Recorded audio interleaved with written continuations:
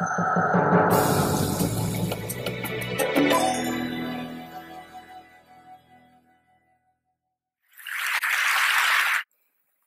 evening. My name's Conigrave and I'm here on behalf of my lab team at Gideon Richter to talk to you about cariprazine, our new antipsychotic.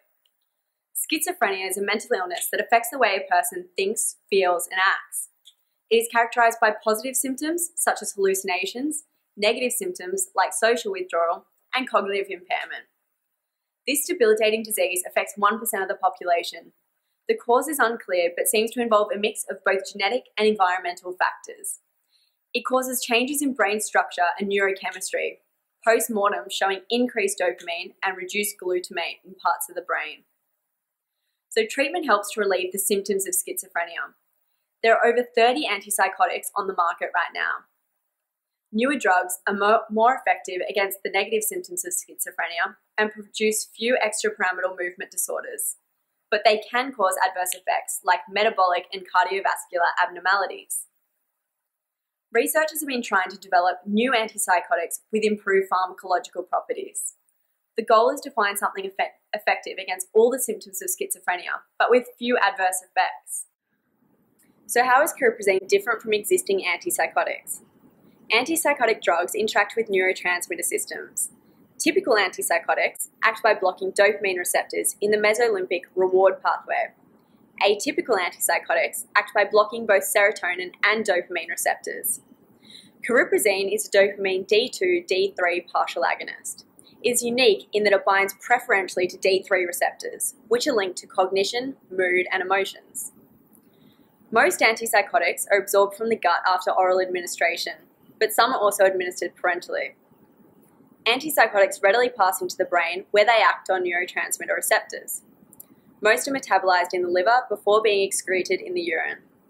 Their half-lives range from between 2 to 30 hours.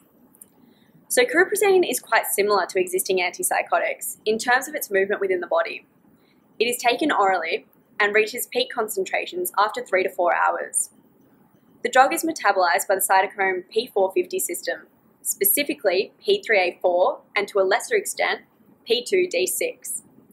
Two metabolites are produced: desmethylcariprazine and didesmethylcariprazine. Cariprazine has a half-life of 2 to 5 days over a dose range of 1.5 to 12.5 milligrams. So the drug has shown promising results in trials. We have found that it's effective in reducing the positive and negative symptoms of schizophrenia. It does not cause significant weight gain, metabolic abnormalities, prolactin increase, or QT prolongation, unlike many other second-generation drugs. Because of its unique mechanism of action, cariprazine may be effective in the 20 to 30% of patients who are unresponsive to existing therapies. We are also in the process of developing an oral depot preparation of the drug, which could be taken weekly instead of daily. This should be possible because of the long half-life of the active metabolite, didesmethylcariprazine. If we're successful, it will be a big step forward in terms of reducing the inconvenience of therapy and increasing patient compliance. So you might ask, in light of these promising findings, why then was the drug rejected by the FDA? Well, essentially the FDA is after more information. It needs to be sure that cariprazine is both safe and efficacious before it goes to market. Concerns exist due to the lack of studies published in peer-reviewed journals. It remains to be seen what the optimal dose is to avoid side effects.